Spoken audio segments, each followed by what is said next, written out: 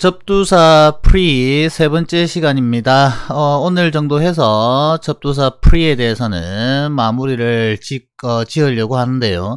일단 한번 살펴보겠습니다. 접두사 pre는 계속해서 말씀드리지만 시간 순서상 먼저 오는 것을 보통 이야기한다. 우리말로 하면 전에 이런 의미가 됩니다. 첫 번째 살펴볼 단어는 prevent라는 단어죠. 아주 흔하게 많이 쓰이는 단어인데요. 접두어 pre before에 vent가 결합된 겁니다. 근데 vent라는 어근은 come, 오다라는 의미가 됩니다. 그래서 어떤 것이 다가오기 때문에 그것을 미리 해놓기 이런 뜻이 됩니다. 그래서 우리말로 바꾸면 예방하다 이런 의미가 되는데요. vent의 의미에 대해서는 오다, come과 go의 개념을 여러분들이 알아두실 필요가 있는데 우리가 예를 들어서 밥 먹으러 와라라고 했을 때 엄마 저 가요라고 할 때는 우리가 뭐라고 하죠?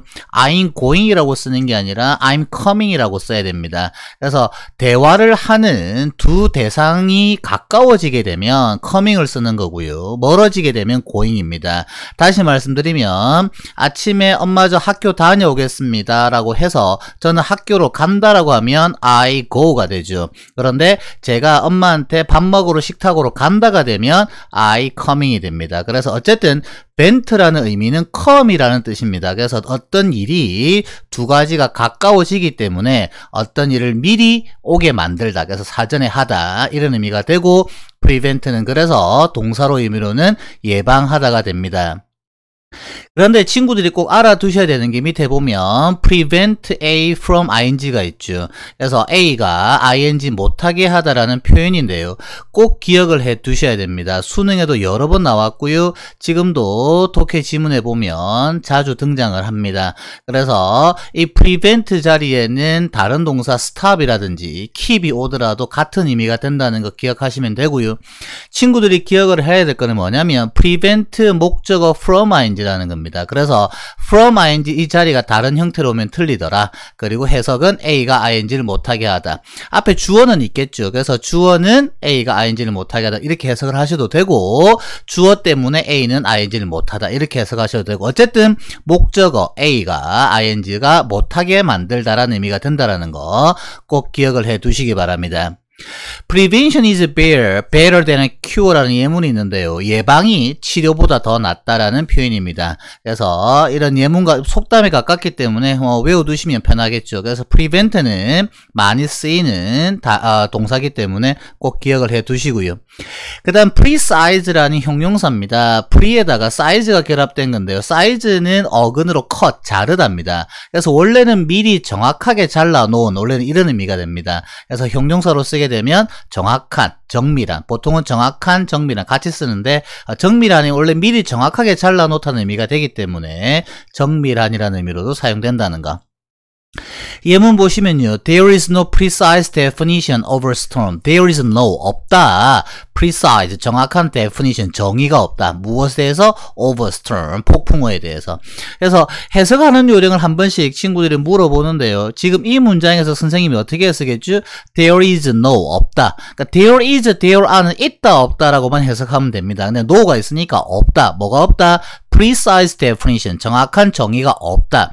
무엇에 대해서? over storm, 폭풍에 대해서. 그래서 의미군들을 끊어서 해석하실 수 있으면 해석이 쉽다라는 거. 근데 어디다 끊는다? 여기서 한 가지 말씀드리면 over storm, 전치사 앞에다가 끊어두시면 쉽다라는 거. 일단 기억을 해두시기 바랍니다. 세 번째 단어인데요. premature입니다. mature가 결합됐죠. 그러니까 pre에다 mature인데 mature는 원래 성숙한이라는 단어입니다. 형용사로. 그래서 어떤 것이 성숙되기 전의 상태, 그래서 어떤 것이 완성되기 전의 상태이기 때문에 형용사로 쓰게 되면 어떤 일로 따지게 되면 시기상조다라고 하게 되고 사람한테 쓰게 되면 조숙한이라고 쓰기도 하고 사람의 성격으로 나타내면 조급한도 됩니다. 그래서 어쨌든 premature는 mature 되기 이전의 상태, 그래서 완성되기 전의 상태라고 보시면 되고 나중에 mature라는 단어를 공부하실 건데 mature의 반대말은 im을 붙입니다. 그래서 immature가 되게 되면 미성숙한 이렇게 해석이 된다는 거 같이 한번 알아두시고요.